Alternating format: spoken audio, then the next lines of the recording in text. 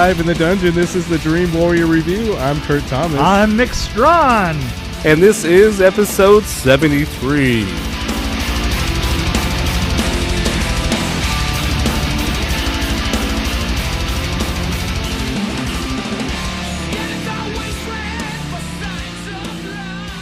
Set in a riot-torn near-future Los Angeles, Hotel Artemis follows the nurse who runs a secret members-only emergency room for criminals.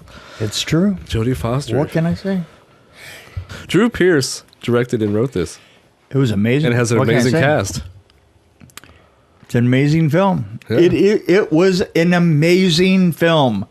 I can't understand why it is that the theater started with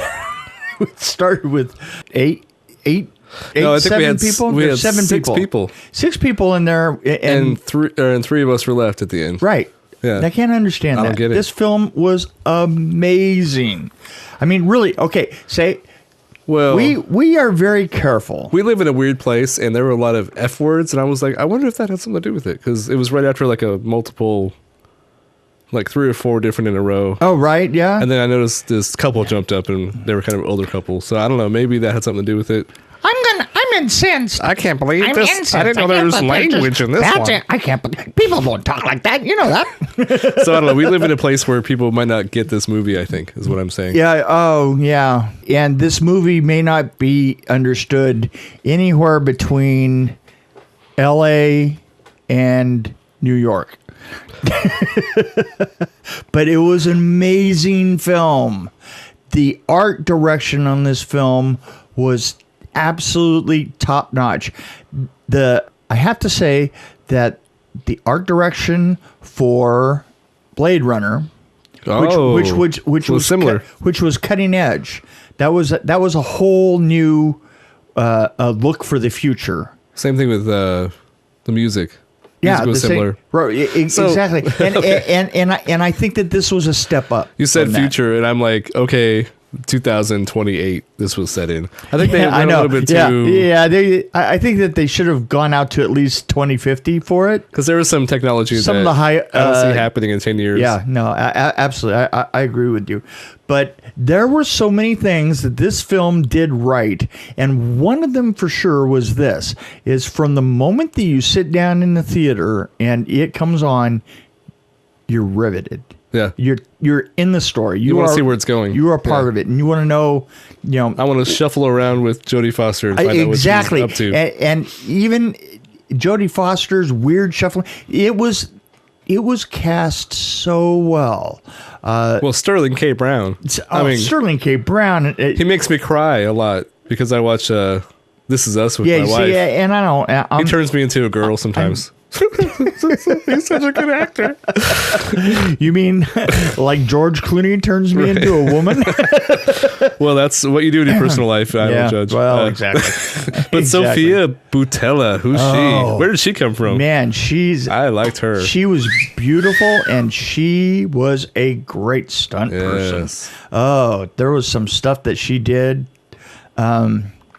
And the stunts weren't bad either. All you saw were legs flying around. Right, exactly. You're like, whoa, what's going on? Right. And you knew it was her doing it too. I mean, she and you know what her fighting style reminded me of is I don't know if you saw Serenity. Yeah. No. No. I thought you were going to say Atomic Blonde. Which I haven't seen. You know what? Atomic Blonde, it wasn't. Atomic Blonde was more of a kind of Street Fighter thing, and hers was more of a choreographed elegance. Yes. That just really, it was absolutely amazing. But you have art direction that is astounding. I mean, the way that they did the Hotel Artemis itself, and each room is done with a mural, and the mural kind of tells the story as well as everything else does per room. I like how it's a perfect secure facility until one thing happens, and right, exactly. Well, the thing that's great is it also sets. It reminded me of a horror film. In this is it sets out rules, and the movie itself. has to do with the parable of breaking the rules. Right. Yeah. Well, I think the movie. Okay, so I'm still hung up on the date. I keep thinking about it. Stop it. So, like, Stop my it. argument for that is, like, God. why do they have to have a date? Why can't they just have some point in the future? That's my problem with Ginger Dead Man 3. They had to put a date out there. They could have just said the 70s. Right. Exactly. Anyway. See, so going back to... you know what? And that's how you make Kurt Thomas. You know what? Putting a date on this film is like drawing a straight line in front of a chicken for Kurt Thomas. No, I got over it. But no, really, I agree. The set I was really enjoying the set. It reminded me of some... I'm trying to think of the movie I liked. It was...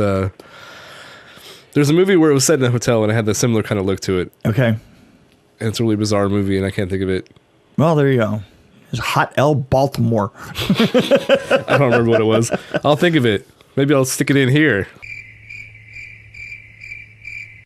I had kind of, the guys that did Fargo and I was going to say Coen Brothers. Coen Brothers. I had that kind of... It's funny. As soon as you started snapping your fingers, I knew it was Coen Brothers. You know what it had is it had that. In fact, the whole film did have a certain. I don't know. Coen Brothers always have a combination of dead seriousness and lightheaded foolishness that run concurrently that this film actually had. I mean, that kind of... And Jodie Foster's performance was very like that. Yeah, it was kind of dark, but it was kind of weird dark at the same time. Yeah. Like, oh, yeah. But really, Zachary Quinto. Yeah, he was. What's funny is he's one of my favorite actors, and I thought he was kind of weak. Yeah, no, I would think that they didn't really give him anything to actually do. Absolutely, everybody was just dissing him completely. Just walk around, look angry. Right. They didn't even bother to kill him in the end. Who was the big guy? Was that Brian? The medical professional? Oh, the medical professional. He was astounding. Dave Bautista. He was awesome. Oh, he was amazing. And he had a great face. He did, and he carried his role so well. He was kind of like an ugly Rock, but I found him to have just as much charisma. Yeah, Rock's ugly cousin. Yeah, absolutely. I have to say, but the story and the detail of the story and the way the story ties a couple of different elements together, you have to go see this film. And it does the usual character arc where the guy, Sterling K. Brown, Waikiki, I guess is his name that he had. Yeah, Waikiki. The room he was in. Yeah. No, it followed him all the way through the whole movie, basically. But then you also follow her story as well. Yeah, yeah, and it had this tendency to pick up people's stories that went on.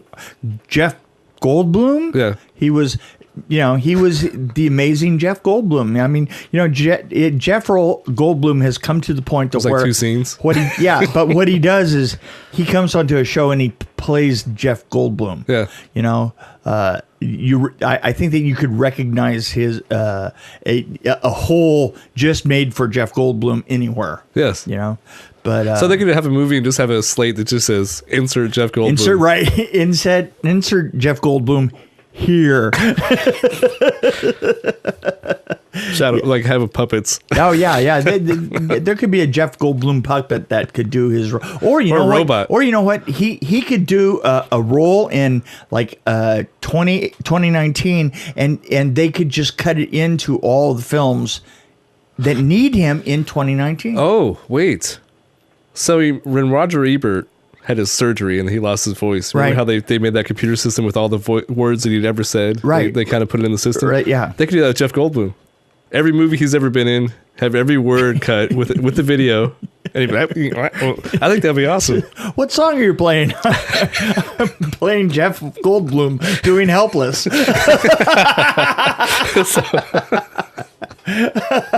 That's a great idea. Yeah. Somebody take it. I'm all for that. I'll give it away. I don't care. Yeah, well, but give me some money just because I gave out the idea. Thing is, wow. You know what would be great is you could combine that with the new technology that Google's got for making telephone calls, and you could make Jeff Goldblum does your appointments for you. He's like your assistant, right? Or That robocaller. would be great. I'd be more inclined to answer a phone from Jeff Goldblum even if it wasn't really him. Right? Totally. Even if it wasn't him, I'd still do it. I'm calling about your credit card. I'm calling. Exactly. So, you know what? I don't feel like I can say any more about this film without just giving it all away. How would you character? I mean, I don't know if I'd characterize this the way that they do.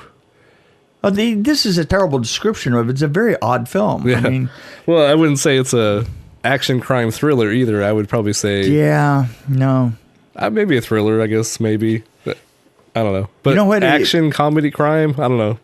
I think it wasn't really crime. You know what?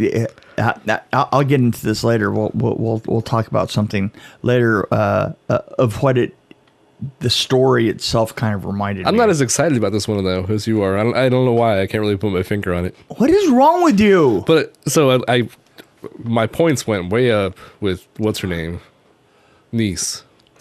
Right, yeah. Well, Sophia. She was just amazing. I mean, just amazing. All the way through. And then the little criminal guy, he did a good job doing a Weasley criminal. I mean, yeah, you know what? The average thing is Joe Pesci kind of guy. Yeah, as soon as you see him, yeah, you think to yourself, this is Joe Pesci's, less competent neighbor. I was waiting for the to fall out. Yeah, that would have made it so awesome. Yeah, no, that would have been great. So I don't know. I mean, I liked it overall. I can't really say, but I'm not like. You're probably higher than I am, I guess. I am putting this at a 4.1. That's how high I'm going. Jeez. This to me absolutely made up for the fact that I had to go see Hereditary. Yeah, they came out the same weekend and we saw that one instead. Yeah. So what the hell? Talk about shooting yourself in the dick. You said this is the movie you've been waiting for a while. What were the reasons? Because of the set design and the production quality. The combination of set design, production quality of acting and detail in the story, and having the absolute perfect combo of it's a great story. I mean, it tells a great story. The story was great. And I like how they took the characters. And it really moves along. And they tell the story quick. Because, the two that had a history together. Oh, right. They told that story really fast. Right. They didn't have to really do much. Well, you see, the thing is in a way, one of the things that they did best about this is they just threw you into the middle of it, and they just didn't choose to do a lot of exposition. And it was, that's what film should be. Yeah, visual. Absolutely. You don't necessarily have to have explanation. Thrown into, no voiceover. Yeah, one thing that I remember when we were down in blah blah blah blah blah. Which is really a stage play kind of. The worst that you get is you get that stage kind of stage play. I'm explaining things that we should know. See, that's tough in science fiction because you have situations that sci-fi that you believe. Why isn't this listed as a sci-fi movie? Right, exactly. You believe that you need to explain the future. What has changed. Dates, exactly. See what I'm saying? Yeah, exactly. So this is why I like David Lynch, because David Lynch, like Eraserhead, for example, he doesn't explain anything. There's no dialogue. Right. And you know exactly what's happening. Right, exactly. And that's what this is. This just goes ahead and you start in the story. You're already there. Yeah. And well, you had to learn a little bit about Jodie Foster's character, because you're kind of wondering what's going on. Why is she here? What is she doing? We did, but the thing is they tricked us really nicely tricked us into some of the exposition, like the just stand and stare moments, right. that are, the alcoholics kind of blackouts and that kind of stuff was actually really, they snuck it. The thing is I think that in order to do science fiction where I give you enough exposition so that you can follow the story, but you still feel like you're discovering things yourself, that kind of Yeah. exposition is very hard to write in, and it's very hard to disguise. Mm-hmm. You know, the thing is, you kind of have to write down everything that you need your audience to know about this story that they would have known anyway if they were alive in this period or they were alive in that world. And then you have to parse it out and try and figure how you're going to trickle that to your audience. And the thing is to do it and make it as effortless as it was in this film. Very, very nice. Of course, some of my favorite movies are the ones that you can interpret differently than your... Well, you see, this takes me back to The Hidden. The Hidden, yeah. Because there was something about this that reminded me of The Hidden. The story, the time, the laying on of exposition. You don't really know what's going on when you start, and that's kind of the way that this one is. And the story itself, they've tricked you into different pieces of exposition after a while, and part of it has to do with telling the second detective what's going on. Well, they had a similar way of starting. Right, they it's like did. You're right in the middle of the action. You're right in the middle of the action, you know, and they're just happen to be in a similar place. Right, exactly. You know, you're in LA and having worked on it and been there at the time on The Hidden, I remember thinking to myself in reading the script that at that time that it did have that balance. You know, it's like as you went along, you wanted to. It tricked me into thinking that, you know, I had found out all this stuff on my own.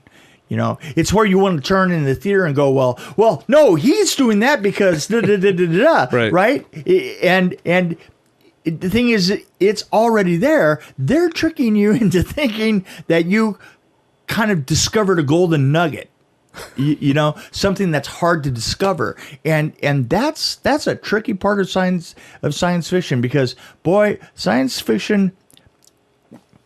If I were to give a really bad example, I would have to say Saturn III had some really long and involved, pure exposition dialogue between the characters that was just excruciating. Well, you had to fill the time somehow. I mean, there wasn't much of a script. Well, yeah, and there was a long periods of time between Bo Derek's no, it wasn't Bo Derek. It was Farrah Fawcett. Farrah Fawcett's nude scenes, which were amazing. What can I say? Yeah, that's weird that we got to Saturn III. Yeah, so we went. It's a little bit more. It's fun to watch like Teen Wolf, but it's harder to follow, so it makes it more interesting. Why does it all come back to Teen Wolf for you? I just wanted to crowbar that in there. Yeah, you did, didn't you? No, really. You know what? So I didn't rate this yet. I would. Okay. I actually liked. Okay, a movie like Three Billboards more than this one. You what? I think I like Three Billboards more than this one. It's a totally different kind of movie, but so I'm debating in my head, because at first I was like, okay, I'm writing it. Okay. Like okay. Wait a minute. 3. What did you rate Three Billboards? No. This is the problem. I need to have a board with all my ratings on it. Why don't you write that down? Or a spreadsheet. Let's get an Excel spreadsheet, and we can look at it, and we can say, we can cross-reference it and say, this is what we rated it. I think the child in me just died. So no, I was kind of at a 3.4 when I just walked out of the theater, but then I'm like, well, you know, I really liked. Sophia. Okay, yeah, a couple more. Yeah, what didn't you like about this film? Because I think it would be really hard to pick out something that wasn't right about it. So I guess I'm kind of at a 3.5-ish or 6, somewhere around there. 3.5 points. No, 3.5793. 856. Okay, I'll take somewhere it. around there. I'll take it. So you can round up if you want. Yeah, you round up. Yeah, no, but no. So it gives it a 3.7. I've been trying to figure it out. 3.75. Okay. That's why I'm looking at it with this weird expression, because I'm like trying to figure out why I wouldn't rate it a 4. But yeah, what is it? Because I think I have to be excited about something, and I'm not really excited about it. I absolutely. But I really enjoyed it. Beans, I had seen it before. It felt like it was a 45-minute movie. I wanted to track the people down that were leaving That were early leaving. and say, why? Why? Wait. What is wrong with you? What do you need me to explain to you? They probably think you're the director. What do you need me to explain to you in order to get this right? You think Darren Aronofsky did that during Mother when people were walking out? Do you think he said, "Wait a minute, let me explain what's happening"? No, because that was a stampede. Just by the mere matter that he didn't want to get stampeded, I don't think he should have done that. I think he should have gone dark glasses with a hat. To tell you the truth, I have to say that's one of the first times I've seen people exit that fast. Like I think I've probably seen it before, but not that quickly. well, you know what was Usually people trickle out. yeah, but the funny This was thing like about big Mother group. was when they got up. They seemed to all stand real fast Together all almost. at once. Yeah, All at in once. unison. In It's like two unison. rows. There we go. We lost row 1 and 2. Yeah. I'll see you later. Oh, we just lost 8, 9, and 10. And by the end, it was just you and Holy this mother. old lady. Yeah, it was just that's an old lady. She's like, "Where's the bus?" I love that she immediately didn't she immediately turn around and go, "Well, what was that? What was that?" She was angry. She was angry. I can understand. See, we should have videotaped her and put it on our YouTube page. See, So we should start doing that. That'd be a nice little You know what? addition. And the thing is you know that I can talk to people. Right. Well, I just been just saying. But what you do you ought to think? do is at the end of the film, let me track people down. We can play. What did you think? Or it could just be audio. It doesn't have to be. Well, yeah, video. because video isn't going to do us much good. No, especially with us. You know, when you get to the point that your kid is a little bit older, we Like have to 35? Yeah. Yeah, we should start doing some of these live on camera. Yes. Yeah. Well, we don't have to wait for that. We can Yeah. just- Oh, you don't think so? No. It would make your editing so much How harder. cool would it be if we did? Okay, like when we record, for example, Yes. a review of Nightmare on Elm Street 4 Right. with the Nightmare on Elm Street girls, Do tell. and we did like a Facebook Live while we were, but it'd just be like the raw of us talking right, about it. Yeah. Okay. It would be our end, though. I'm so far. I don't know. And they can do their end. Maybe, I don't know. It's just an idea. Think about it. We'd have to Think clean about it. up the cave a little bit, though. You know what? How far have we gone afield in this sucker? I don't know. No. I don't even remember what we were talking about. You can always do FaceTime. I don't know if you could do FaceTime Live and YouTube at the same time. Probably not. Probably have 2 different computers for that. I have no idea. But yeah. You're the technical freak. But I'm like thinking, since you're the promoting your book, you're the that'd be technician. a weird, fun way to do it. That would be great. Oh, by the way, That was a great segue. that was a great segue. I have a Kickstarter coming out as early as next week. It's actually been submitted. yeah. You know, so 3 days to probably Tuesday of next week, I would suspect. The Kickstarter's going to be, that's for Behind the Screams, my book about Nightmare on Elm Street 4, and it is awesome. Blossom. Right. So yeah. I've been privy to see some of the photos, and I'm excited. Yeah. And I've read some of the things in it too. Yeah, you have. That's right. Yeah. So I've seen, I really like. Yeah, so you kind of got an idea. I of think where I kind of we're wet my going pants when I heard Robert Englund a little bit. But with it. Yeah. that's okay. His voice is so distinctive. Yeah, it's awesome. Yeah, Yeah. it's just amazing. I think I told you he can make a potato interesting. Just sitting there on the table, he could probably make it interesting just talking about it. Potatoes aren't interesting? Maybe that was a bad example. Wow. Okay, a rock. Okay, right. Okay. Rock potato. Of course, geologists potato are rock. like, What the hell is This he talking potato about? looks just like a rock. Rocks are amazing. Just like a rock. Are we done with this yet? Yes. Because I think that this is done. I think we're done. I think that, this one is dying by itself. I think we need to count down in French, and then we're done. 9, Uno? What's 5? I don't know. No 4, 3. idea. Un. No, deux. Un. Un. 0 or whatever. it is. Yeah. Woohoo! 5, 4, 3, 2, 1.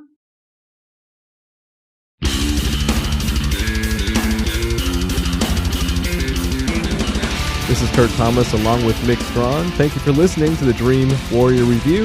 If you have any questions or just have feedback for our show, we welcome them at dreamwarriorreview@gmail.com. Of course, you can find us on Facebook and Twitter as well. As always, please follow us and tell your friends about us too. See you next time.